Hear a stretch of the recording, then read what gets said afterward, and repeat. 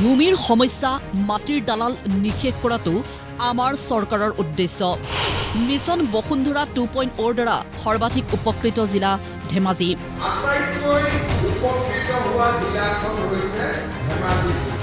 ধেমাজিত ৩৮,০০০ পৰিয়ালক মাটিৰ পট্টা বিতৰণ মুখ্যমন্ত্ৰীৰ। মিছন বসুন্ধৰা 2.0 অধীনত ধেমাজিৰ ৩৮,০০০ পৰিয়ালৰ হাতত পট্টা বিতৰণ কৰিলে মুখ্যমন্ত্ৰী ডক্টৰ হিমন্ত বিশ্ব শৰ্মাই। কেৱল ধেমাজি সমষ্টিৰেই ১২,০০০ পৰিয়ালে লাভ কৰিছে মাটিৰ পট্টা। মিছন বসুন্ধৰা 2 আটাইতকৈ উপকৃত হোৱা জিলাখন হৈছে ধেমাজি জিলা। ৩৮,০০০ এজন নহয়, দুজন নহয়, তিনিজন নহয়, ৩৮,০০০ পৰিয়াল এই ধেমাজি জিলাত মাটিৰ ম্যাদী পট্টা পাবলৈ সক্ষম হ'ব।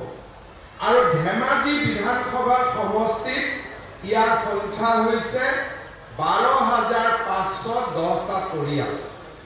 মই ৰাতিপুৱা যেতিয়া প্লেনত আহিছিলোঁ তেতিয়া মই হিচাপ কৰিছিলোঁ যে ১২,০০০ পৰিয়ালক যদি আমি মাটিৰ পট্টা আজি দিওঁ, তাৰমানে আপোনালোকে চিন্তা কৰক যে ধেমাজি সমষ্টিৰ ৩০% ব্যক্তিয়ে আজিলৈকে মাটিৰ পট্টা হাতত পোৱাই নাছিল, মাত্ৰ মাটিৰ দখলত আছিল, কিন্তু মাটিৰ পট্টা তেওঁলোকৰ হাতত নাছিলে।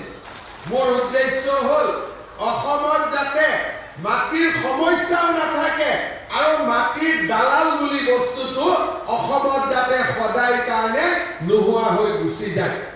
মিছন বসুন্ধৰা 3.0 ৰূপৰেখা কি হ'ব? ভাষণত সেয়াও উল্লেখ কৰিলে মুখ্যমন্ত্ৰীয়ে। ৩টা প্ৰজন্মৰ নথিৰ অবিহনেও আবেদন কৰিব পাৰিব চাহ জনগোষ্ঠী, জনজাতি, গোৰ্খা তথা অন্যান্য পিছপৰা শ্ৰেণীয়ে। মিছন বসুন্ধৰা 3 এতিয়া আমি আৰম্ভ কৰিব খুজিছো। 3ত আমি আৰু এটা নতুন সিদ্ধান্ত লৈছো যে মিছন বসুন্ধৰাত উপকৃত হ'বৰ কাৰণে 3টা প্ৰজন্মৰ কাগজ লাগে।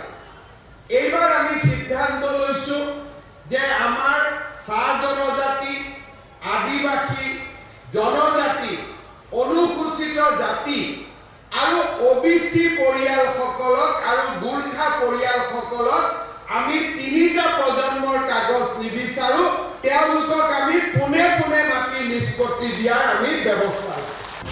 এজ মালিপট্টাও নাইকিয়া কৰাৰ পৰিকল্পনা ৰাজ্য চৰকাৰৰ। নিশ্চয়তা দি ক'ব পাৰো যে অহা এবছৰৰ ভিতৰত আমি NC ভিলেজসমূহৰো মাটিৰ পট্টা আপোনালোকৰ ওচৰত তুলি দিব পাৰিম। সেই নিশ্চয়তাও মই আজি আপোনালোকক দিব বিচাৰিছো। আমাৰ অসমত এজমালি পট্টা বুলি এবিধ পট্টা আছে। সেই পট্টা মানে পৰিয়ালৰ গোটেই মানুহবিলাকৰ লগ হৈ থকা এখন পট্টা। এই পট্টাখন ভাগ বতৰা কৰিব নোৱাৰা কাৰণে বহুত ককায়েক ভায়েকৰ কাজিয়া লাগে। সুন্দৰ পৰিয়াল একোটা বিচ্ছিন্ন হৈ যায়, বিচ্ছেদ হৈ যায়, কাজিয়া পেচাল আৰম্ভ হয়।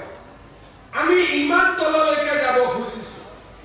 এইবাৰ আমি মিছন বসুন্ধৰা 3ৰ সময়ত সিদ্ধান্ত লৈছো যে যিমান এজমালি পট্টা আছে সকলো পট্টা আমি ককাই ভায়েকৰ মাজত কথা বতৰা পাতি আমি ভাগ ভাগ কৰি দিম, যাতে পৰিয়ালৰ মাজত কেতিয়াও আৰু কাজিয়া পেচাল লাগিব নোৱাৰে।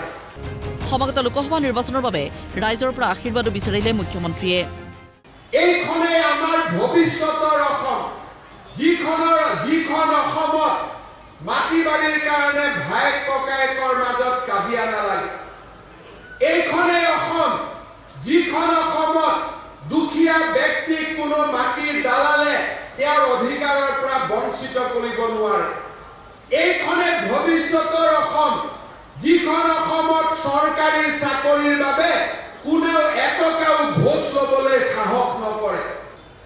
কেইদিনমান পিছতে লোকসভাৰ নিৰ্বাচন আহিব।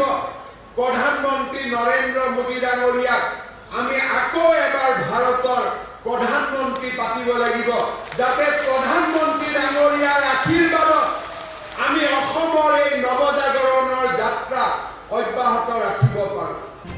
ধেমাজি সমষ্টিৰ লগতে জোনাইতো পট্টা বিতৰণৰ কাৰ্যসূচীত অংশ লয় মুখ্যমন্ত্ৰীয়ে। পট্টা বিতৰণৰ এই কাৰ্যসূচীত উপস্থিত থাকে শিক্ষামন্ত্ৰী ডক্টৰ ৰণোজ পেগুৰ লগতে আন কেইবাজনো মন্ত্ৰী বিধায়কো। ব্যুৰো ৰিপৰ্ট, প্ৰতিদিন টাইম।